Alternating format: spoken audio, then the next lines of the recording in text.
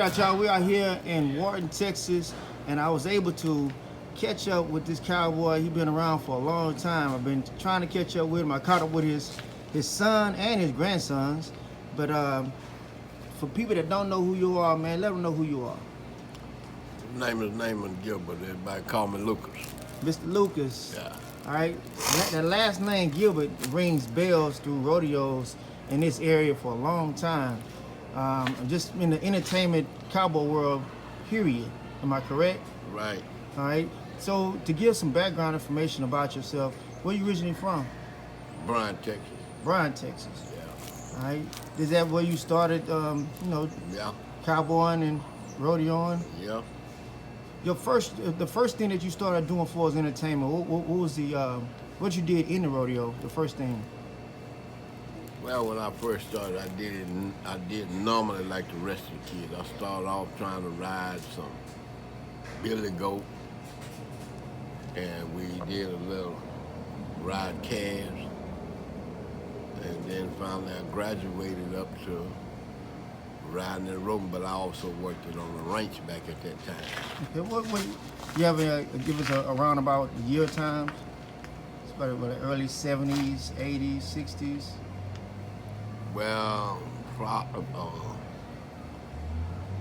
early 60s, Okay. 70s, early 60s. And you went from there to roping calves. Yeah, I did a little bit here in Houston in rope steels. Mm-hmm. And one time I was with the Southwest Trail Ride, Okay. Southwestern or whichever one you want to call it, for a long time. How long were you with them for?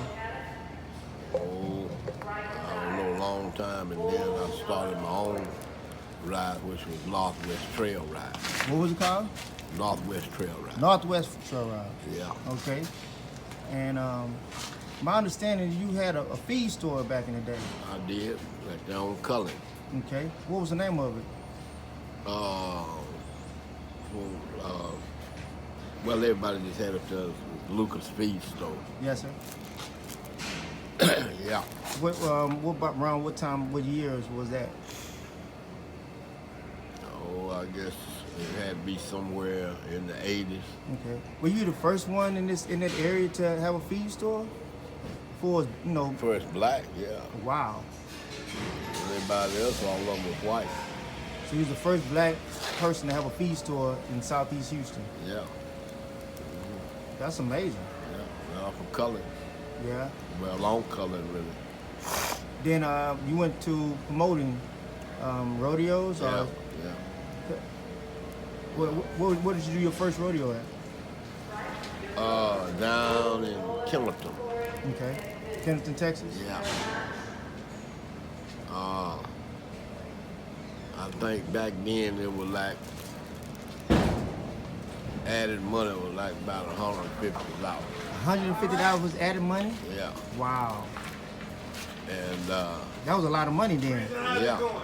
Well, most of the cowboys then were just doing it for sport, you know. Mm-hmm.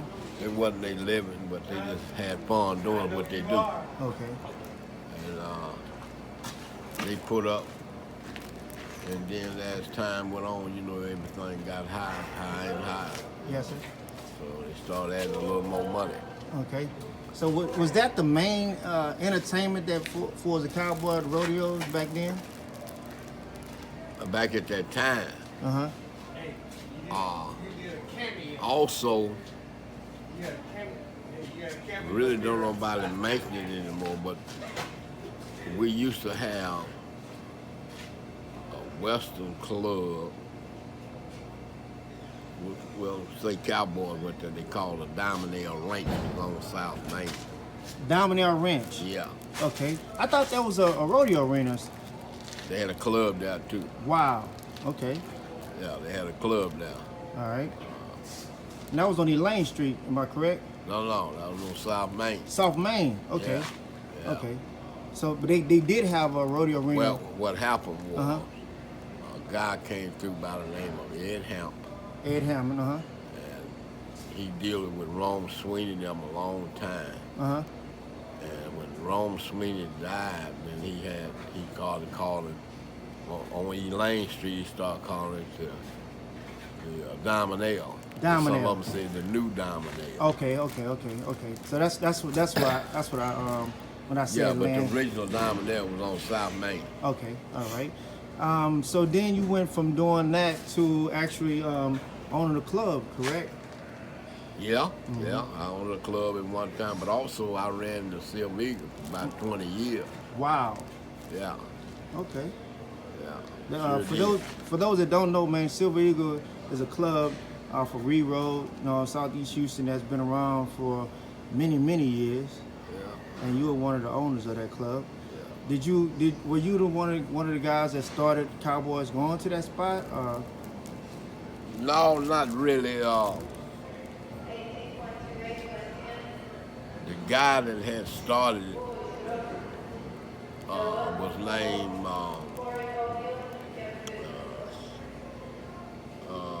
I can't think his name right now. Yeah, but that was a long time ago. Oh yeah. But because back in this time they had a lot of social clubs. Oh, okay. So like it's going on now with a bunch of social clubs. Yeah.